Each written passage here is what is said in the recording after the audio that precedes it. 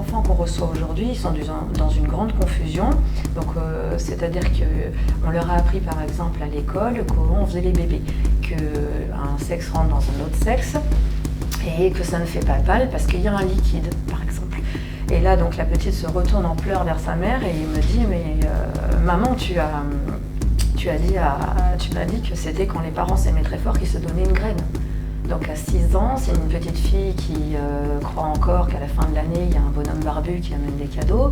C'est une petite fille qui pense que quand on s'aime très fort, on se donne une graine. Et la maîtresse, donc le référent, la personne vers qui elle est en train de se tourner parce qu'elle a dépassé son Oedipe, elle commence à se décoller de sa mère et vouloir être aussi bien que la maîtresse qui est donc une figure parentale, une figure d'autorité sur laquelle elle peut projeter son idéal, vient de lui dire quelque chose de complètement confusionnant. Conflit de loyauté aussi.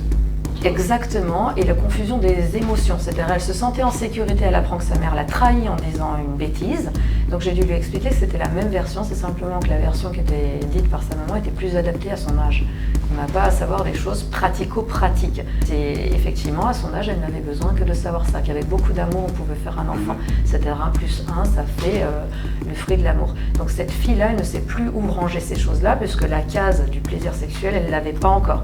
Donc elle est passée de « on s'aimait très fort, on fait une graine », on ne sait pas par quelle opération et on s'en fout, parce qu'à cet âge-là, en dessous de 7 ans, ils ont la pensée magique. Pan, t'es mort, viens, on rejoue aux Indiens et aux cow-boys. Et donc ils avaient « on s'aime très fort, pan, ça fait un enfant ». Point, il n'y avait pas besoin d'aller expliquer très exactement comment on les faisait.